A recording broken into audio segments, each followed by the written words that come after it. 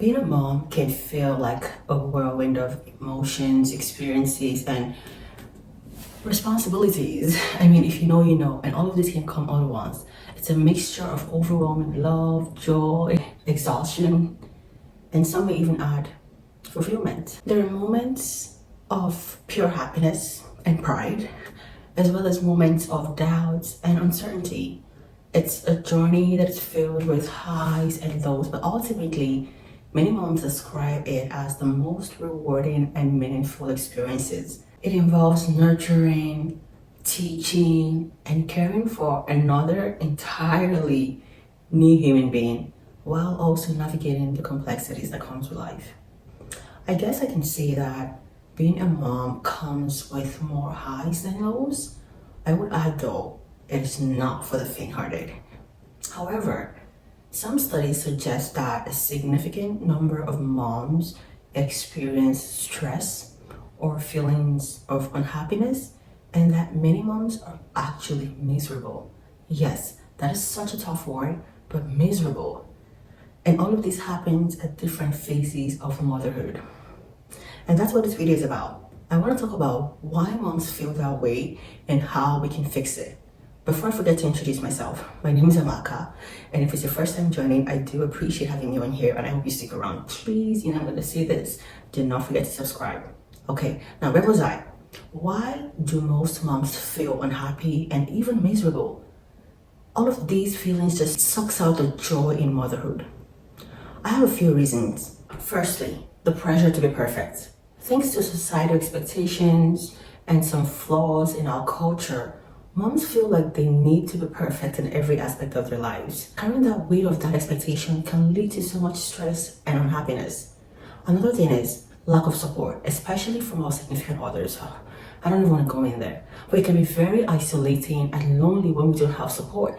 They say we need a village, but in these modern times, that village costs a lot of shebang. And even worse, we don't even have that village. I mean, how many people in your family members can you even trust today?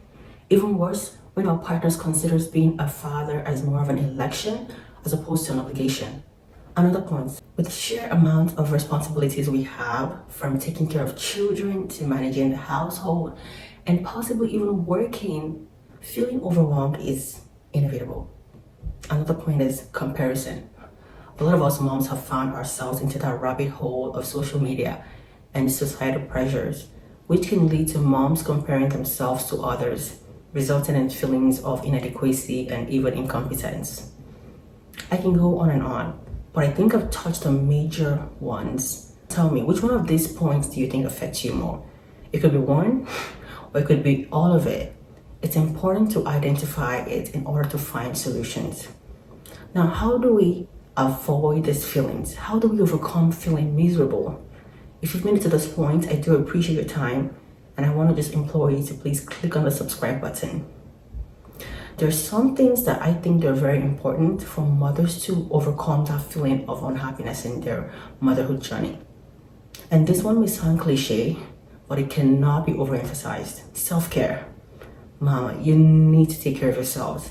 I'm telling you, it is so important for you to find the little things that make you feel happy and do them consistently.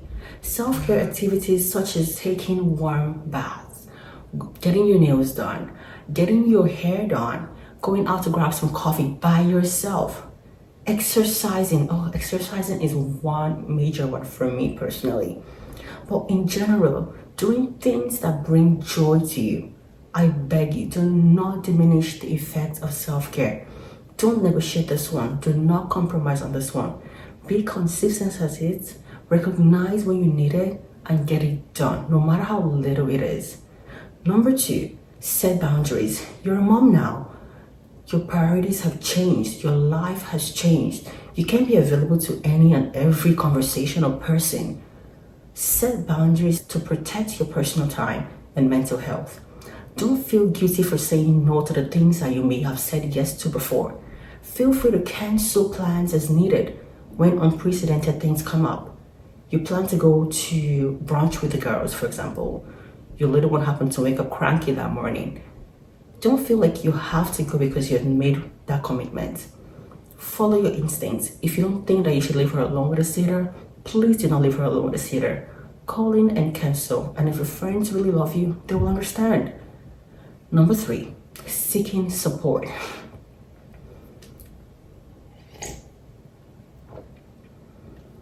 I encourage you to reach out to good friends and family that have actually proven that they actually care about you and your little ones. You trust that your kids can be safe for them. Ask them for help and companionship.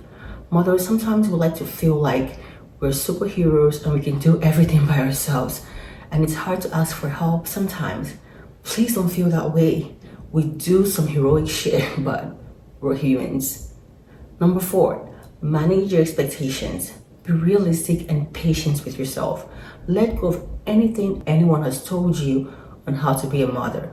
You know your kids best. You know what's better for them. Most importantly, follow your instincts. Let go of perfection and embrace imperfection, because trust me, this journey, you're in for a lot of imperfections.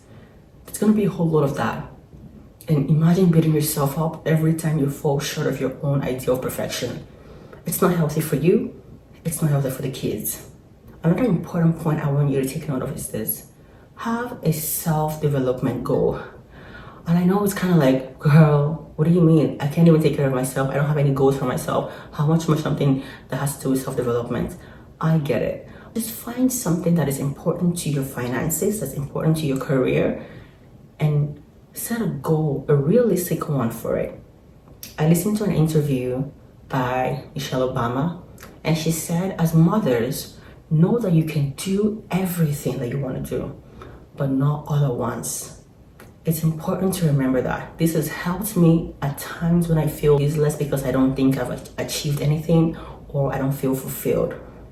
Set smart goals towards your plans and readjust them as your motherhood phases changes. There's sometimes you take strides towards your goal, and there are times you won't even move an inch. Be honest with yourself enough to recognize what phase you're at and be patient with yourself. Another point I'd like to make is this. A lot of us suffer from lack of fulfillment. Some people say they have lost their identity.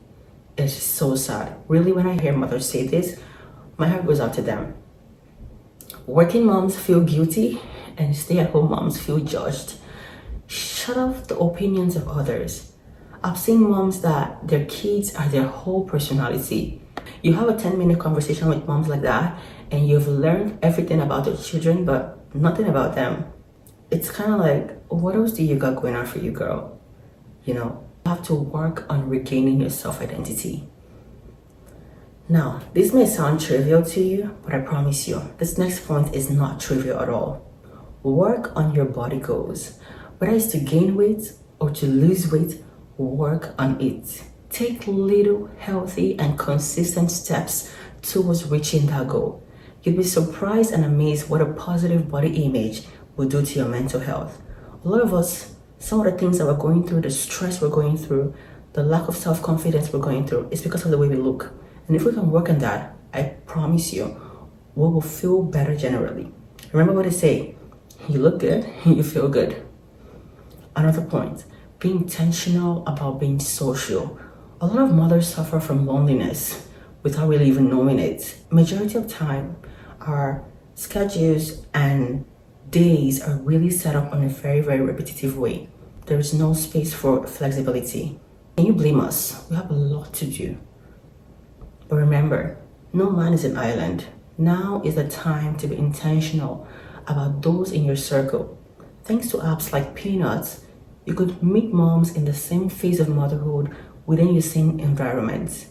And those moms are also very willing to make meaningful relationships as well. A study showed that patients were 50% more likely to survive diseases if they had close friendships. Social isolation is a major health issue that increases your risk of death even more than smoking. Can you believe that? So mama, please go out there. Be intentional about making friendships. It doesn't matter how crazy your life gets. Prioritize that. You can't keep seeing only your children's face day in, day out. You need a fresh perspective. You need the sun to hit your face. You need to grab a drink, do something, whatever it is. Have a friend, go out. You may think you're tired, but you know that feeling when you don't want to go out because you're so exhausted? And let's say, for example, you finally go out, and when you get back, you're really thankful that you did go out. Do you know what I'm talking about? Last one. This particular point is a topic that I'd like to go into another day. Let me just highlight a part of it. Do not, I repeat, do not encourage weaponized incompetence. You know that rubbish that some men do, where they intentionally or strategically display incompetence? They act like they don't know what they're doing, so that way you're provoked to help out and to do all things yourself. Do not fall for that shit. Your partner, your husband, your boyfriend is as much as a parent as much as you are. But a final food for thought. Think about our parents, right? Especially our mothers who sacrificed everything for us. They pretty much lived their lives for us. Think about how much you love your mom and how much you appreciate her for all she did and continues to do. Then also think about how often you're able to spend quality time with her. I'm sure you know that at this age, spending time with your mom is probably the only thing that she wants from you, or let me say the most important thing. But how much of your time did you actually spend with your mom? Probably not a lot, and it's not your fault. You're adulting, you're a mom now, you have kids to take care of. But imagine her now, at this age. What do you think she spends her time doing?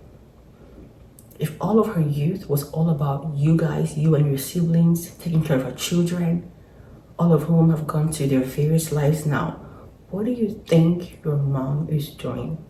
Do you think she's lonely? Do you think she has regrets? I mean, I know some of them are now beginning to follow their dreams, and huge kudos to them. Some of them sit in isolation all day trying to find a sense of community. So they spend a lot of time at church just to get that sense of belonging. And unfortunately, some of them are dealing with diseases that could be as a result of years and years of not taking care of themselves. Now think of yourself as a mom. When your last kid moves out of your house, years from now, what do you want to spend your time doing? Do you want to be starting to figure out yourself again? Do you want to do some traveling maybe? But whatever it is that you want to do, whatever that picture is, that mental picture of where you want to be, start working backwards from that point and start doing those things that you will need to have to be able to fulfill that picture. Good health is important. Invest in your health. Financial independence is even important. Yes. Think of ways you can make income even as a stay-at-home mom. Thank God we're in a digital age, you can pretty much monetize anything. But you have to make some time for yourself. At the end of the day, you prioritizing yourself is your investment in not only yourself, but in also your children. A happy mother will always produce happy children. An unhappy one, a stressed mom, you'll see she'll take it out on her children. And that should not be you. And that's the end of my video. I do hope that you enjoyed this and you found something valuable in this video. And if you did, please tell me which of these points so far do you think that you're already doing in your life right now as a mom? And if not, which of them do you think you'd like to start incorporating in your life?